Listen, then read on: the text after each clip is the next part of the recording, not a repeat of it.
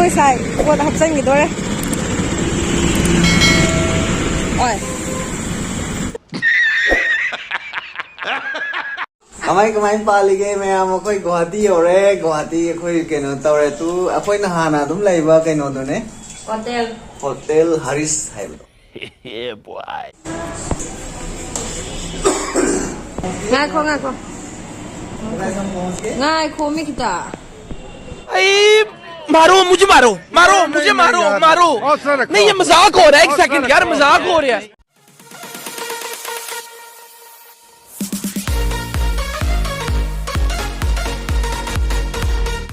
Hello guys apoi thokle hojik by road direct asin ko ne koi bus ngai ne bus su la khơi xài qua học sinh gì tôi đấy. Ôi. Cây nung bên này như gì cả khăn loài mà lệ finally khơi cái bus là bus à đây lệ tu khơi cái trolley này là gari bu yang korang ngai đi demi passenger gari khơi sai hai đó spy jet hai do khơi gari cả khát rồi phải khát leo gì cả khát là cái network travels này khơi chặt tụi gì buat hapa izat leh khơi nơi muốn chặt rồi bao nghe yang bên này yang mình buat cái nhau đầm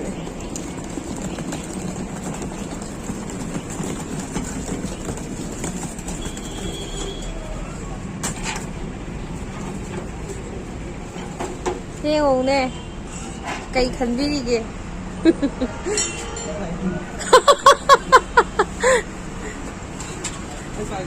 làm sao ini menung gì dia tu sao om tahu ini menung je bag में हम हाँ पर चंजानी को menung je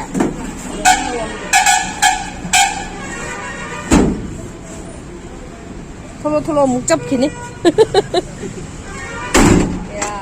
koi ticket to daga sa ngarang lâu bune ba do sit nungaram da ba ge mu change to ge lai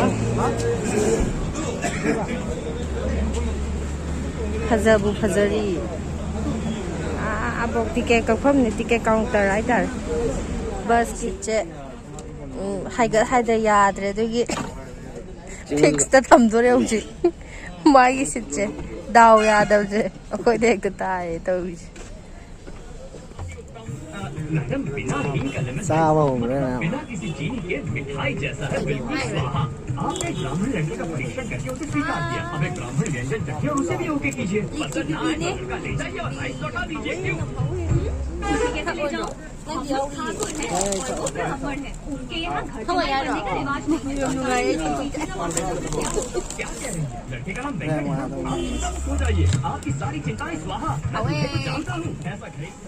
khôi giết sẹc mai rồi sẹc mai thì chắc sao rồi nè khôi bus nè ngang cái gì chắc sao hôm chẳng anh chắc cha ra nè sẹc mai đó đối với sẹc mai đi chắc cha cái chắc khi đấy nè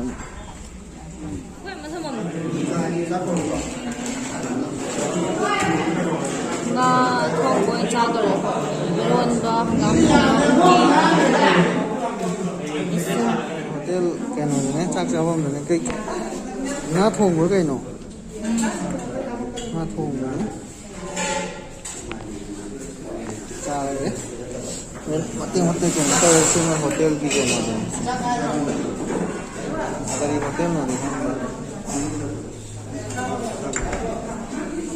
khơi jakha banda yaw re phung ja thar ga sa phung tram ma thuma khai da re nungdang gi jakha banda da khoi chak cha do gi gari kha me ni me chak cha na re hotel se kha me ai fruit ka lo re ai kem cha ning re do angur ga komla ga lo re ai gi ma chak cha ne ngai ri ai di kem cha re kem cha ning de cái vừa cũng là gì nghe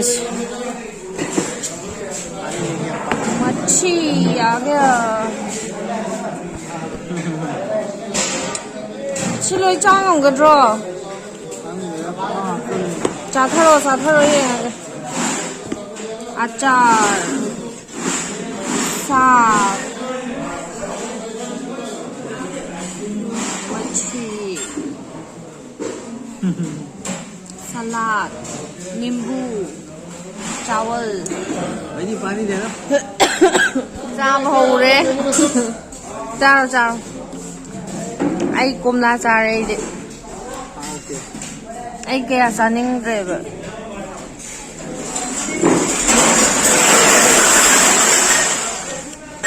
अरे बाप रे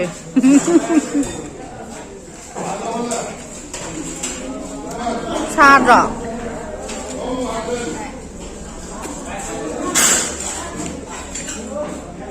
mỗi cha thì biết चाथरो nó cũng một con người ям चाथरो nữa चाथरो ям 참 또 잡으러 헬랑기 막 ngako ngay khô mấy kita đang break này sẽ यार तो guys हम पहुंच गए गुवाहाटी क्या बोलते हैं पल्टन बाजार हो रहे हैं जी पल्टन बाजार हो रहा है कोई जी कोई नहाना ले होटल होटल है वो और हिंदी में बोलो यार हिंदी में बोलो कि वो उनका क्या है क्या नहीं है देखते हैं माइक्रो तो ये होटल हरीश है गुवाहाटी में काउंटर है काउंटर है यहाँ पे बहुत डिस्काउंट देता है और क्या है कि यहाँ पे ना पूरा फ्री वाईफाई सेवा है जो भी आता है ये हरीश होटल में आप लोग रुकिएगा जो जहाँ मतलब हाय करो ये काउंटर है अच्छा होटल है लेकिन हम तो हर बार रहते हैं लेकिन हमारे को क्या है कि अभी तक डिस्काउंट नहीं दिया अरे कहना क्या चाहते हो सस्ते में नहीं ये देखो यहाँ पे ना पूरा फ्री वाईफाई सर्विस है और क्या है यहाँ पे सिर्फ बहुत सस्ते एसी है गीजर सब कुछ है सब फैसिलिटी है सिर्फ ओनली 1200 रुपया में आपको एक रूम मिलेगा डबल बेड वाला तो आप लोग जो भी जहाँ पे भी जाते हैं अगर गुवाहाटी में कोई आना हाय फैमिली हमारी कमाई पाली गई मैं कोई गुवाहाटी हो रहे गुवाहाटी कोई कनो तौरे तू अखोई नहाना अदुम लाइबा कनो दोने होटल हरीश हाइबदो अदुदा चंगे अदु अखोई कनो तौरे चाक चाबा चलनी हुजी पुंग 13 मखाई तारे हलागा अखोई ngasai ngalleबको पुंग 5 दाइम ताइबको अदुगा अखोई ngak tumure अदुगा हुजिक फ्रेश ओइरे हुजिक चाक चाब चलनी मैम चाक चाबदो अदुदा मतेक अमजु हापचरक्के अदो चाक चाब चलसे मखादा कोई कनो योरे होटल योरे मणिपुर बस्ती दने से कोई चाक चाब होइजे मैते होटल ने बको तो हाय फैमिली ꯃꯤ ꯃꯇꯧ ꯇꯝꯃꯤꯅꯤ ꯀꯩꯅꯣ ꯄꯥꯝꯖꯕꯒꯤ ꯑꯩ ꯌꯥꯝ ꯄꯥꯝꯃꯦ ꯑꯗꯨ ꯆꯤꯛꯀꯟ ꯂꯦഗ് ꯄꯤꯁꯗꯣ ꯑꯩꯈꯣꯏ ꯍꯧꯖꯤꯛ ꯑꯣꯛ ꯆꯥꯗꯣꯏꯅꯦ ꯑꯣꯛ ꯊꯣꯡꯕ ꯆꯥꯗꯣꯏꯅꯦ ꯑꯗꯨ ꯄꯣꯠ ꯆꯩꯗꯣ ꯄꯨꯊꯣꯔꯛꯑꯀꯥꯟꯗ ꯀꯩꯀꯩꯅꯣ ꯑꯗꯨ ꯌꯦꯡꯃꯤꯟꯅꯔꯁꯦ ꯑꯗꯨꯒ ꯇꯧꯃꯤꯟꯅꯔꯁꯦ चाक पूरे ले रहे चाक से कहोने इंजांग भी कहो तो मैं चाक मैं तो गाय चाक याब लामी चाब हो नहीं ना हंगाम मणिपुर के हंगाम ने हवाई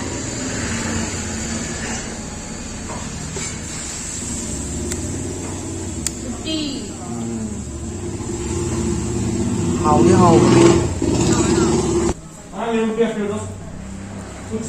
अꯉꯧꯕ ꯁꯤꯁꯤꯅꯦ ꯑꯉꯧꯕ ꯆꯥꯕ ꯍꯧꯔꯦ ꯃꯌꯥꯝ ꯑꯗꯨꯗꯤ ꯀꯣꯟꯅ ꯑꯇꯩ ꯑꯇꯩ ꯑꯃꯨꯛ ꯍꯥꯞꯄꯛꯑꯒ ꯑꯩꯈꯣꯏꯅ ꯆꯥꯔꯒꯦ ꯑꯩꯈꯣꯏ ꯍꯧꯖꯤꯛ ꯊꯣꯛꯂꯛꯑꯦ ꯒꯨꯋꯥꯍꯥꯇꯤ ꯁ꯭ꯇꯦꯁꯟ ꯆꯠꯄꯒꯤ ꯑꯩꯈꯣꯏ ꯍꯧꯖꯤꯛ ꯁꯤꯗꯒꯤ ꯇꯣꯡꯉꯅꯤ train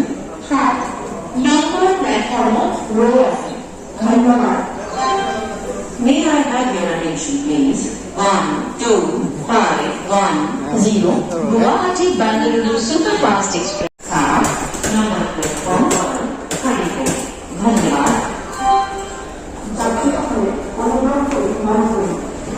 Bike throw rồi guys. Đây, đi lagi.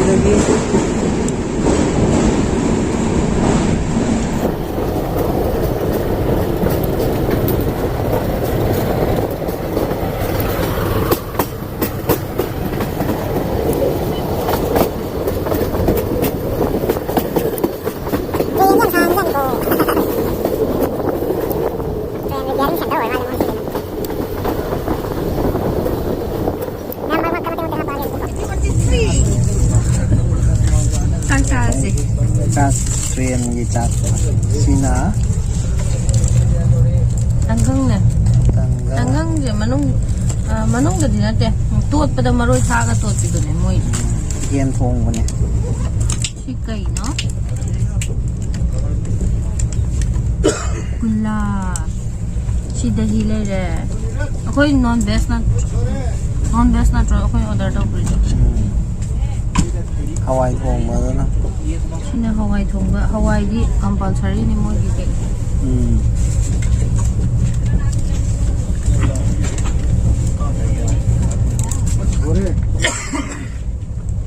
Maka tham mô tay rằng Chicken.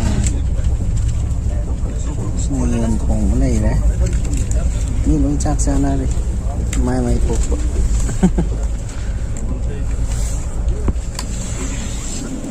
Aku di waiting hall na chang doi ne.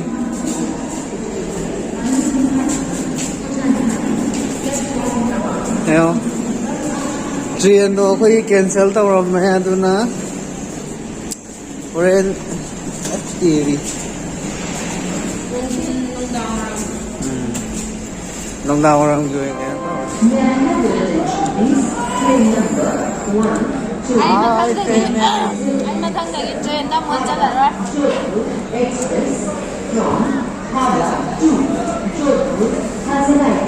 Mai yang wari wanda dore ngasai utain. Ai yang qua đây. Yerung biryani jaram mana. Sudah jalan di jauh ni orang nunggang di. Wah. Train nó làm cho biết mà mẹ. Nhau quay vậy. Lambi yang sang ni lo ko ti dagi na sun mati yang ginu magilambi ko boy di pa yang sang na quay.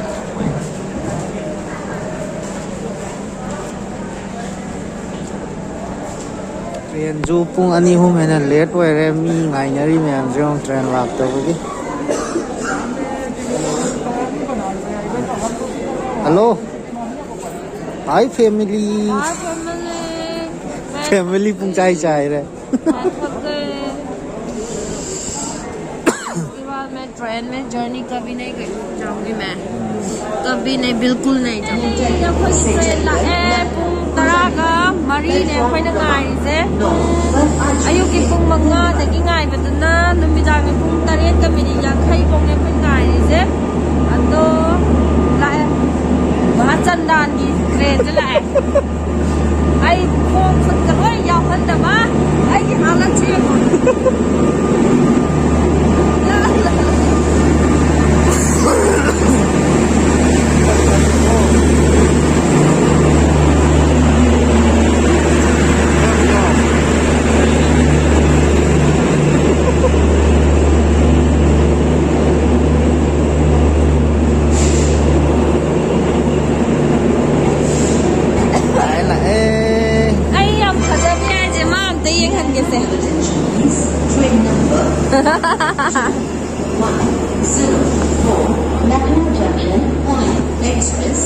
Hello family.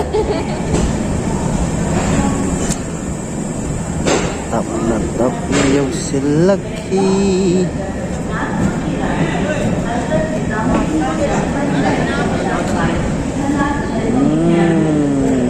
Đấy kamu chelu đâu. Chelu. Come on.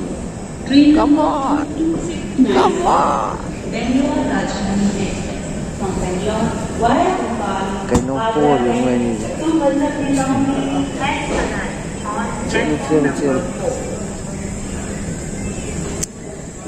Khamdore khao mai khao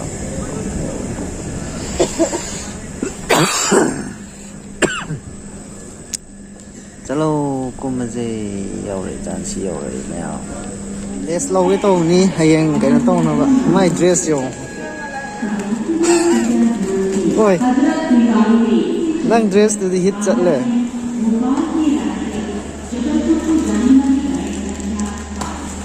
oi lage sile som da thok do ne sangan ni akoi tong ko train ne si je adu di mayam yauramnina video je loshina mata orage